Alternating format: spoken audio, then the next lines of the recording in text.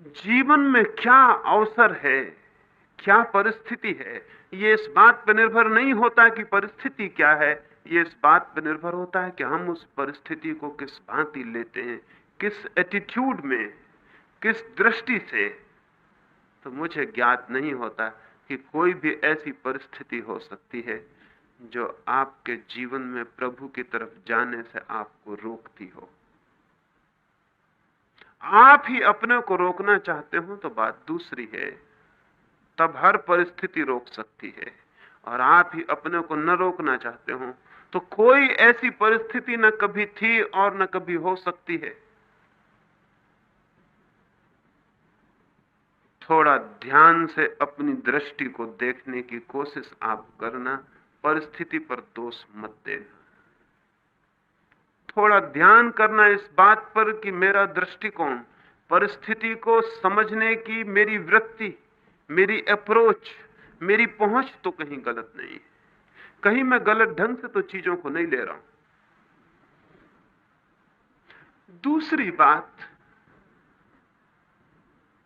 क्या 24 घंटे में थोड़े से क्षणों के लिए अपनी परिस्थितियों से मुक्त नहीं हुआ जा सकता? नींद रोज मुक्त कर देती है, आपकी सारी परिस्थितियां बाहर पड़ी रह जाती। ना आप गरीब रह जाते, ना आप अमीर रह जाते, ना आप दुखी रह जाते, ना आप सुखी रह जाते। नींद आपको कहीं ले जाती है जहां आप परिस्थितियों के बाहर हो जाते। क्या थोड़ी देर के लिए जानते बूझते परिस्थितियों के बाहर नहीं हुआ जा सकता? और स्मरण रहे, जो आदमी अपनी परिस्थितियों के बाहर थोड़े से क्षणों को भी सचेत रूप से हो जाता है, उसे यह पता चल जाता है कि वो तो हमेशा ही परिस्थितियों के बाहर है। परिस्थितियां उसके आसपास आती हैं और गुजर जाती हैं, वो हमेशा परिस्थितियों के बाहर है। एक क्षण को भी परिस्थितियों को अतिक्रमण कर जाने पर यह पता चलता है कि मनुष्य की चेतना हमेशा परिस्थितियों के बाहर है।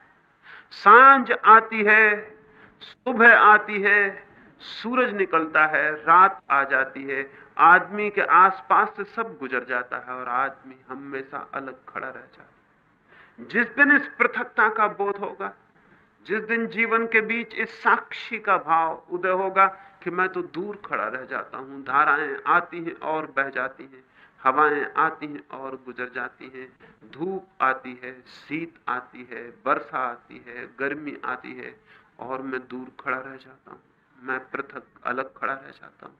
कुछ भी मुझे छूता नहीं, कुछ भी मेरे प्राणों को अतिक्रांत नहीं करता, कुछ भी मेरे भीतर जाके बदलाहट नहीं करता। मैं तो वही रह जाता हूं, चीजें आती हैं और बदल जाती हैं। जिस दिन ये एक क्षण को भी ख्याल होगा, उसी दिन जीवन भर के लिए स्थिति बन जाती है।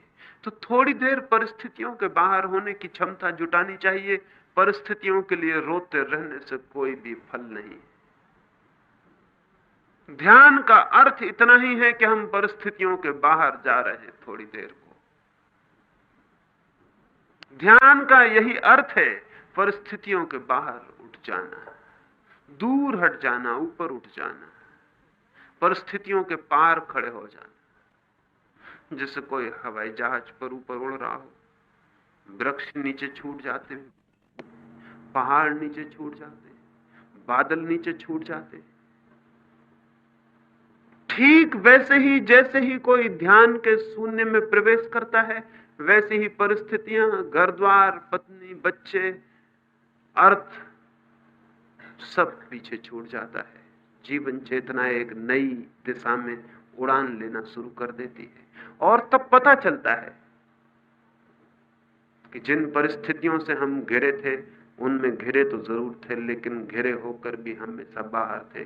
जैसे सूरज बादलों में गिर जाए, ठीक वैसा मनुष्य की चेतना परिस्थितियों में गिरी है, लेकिन हमेशा बाहर है, हमेशा बाहर है। ये बाहर होने का अनुभव ध्यान से उपलब्ध होता है।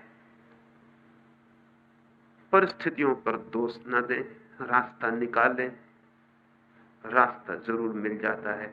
ऐसी कोई भी जगह नहीं है जहां से प्रभु तक रास्ता न जाता हो सकता है थोड़ा पथरीला रास्ता हो हो सकता है थोड़ा ऊबड़ खाबड़ रास्ता हो सकता है थोड़ा टकराना पड़े, तोड़ना पड़े, दौड़ना पड़े, जीतना पड़े, लड़ना पड़े, लेकिन ऐसी कोई भी जगह नहीं जहां से उस तक रास्ता नहीं जाता है। और मैं अंत में ये भी कह देना चाहता हूं कि वे लोग जो थोड़े कठिन रास्तों से गुजर के आते हैं, उनकी उपलब्धि का मजा ही और है, उनके पा लेने का आनंद ही और है, उनके जीत लेने की, उनकी विजय की कथा और गौरव कथा ही और है। इसलिए घबराए ना, हो सकता है कठिन रास्तों से गुजर के आप और भी मधुमेह स्रोतों तक पहुंच जाएं। जो चलता ही चला जाता है, आशा और प्रतीक्षा से भरा हुआ, वो अवश्य पहुंच जाता है।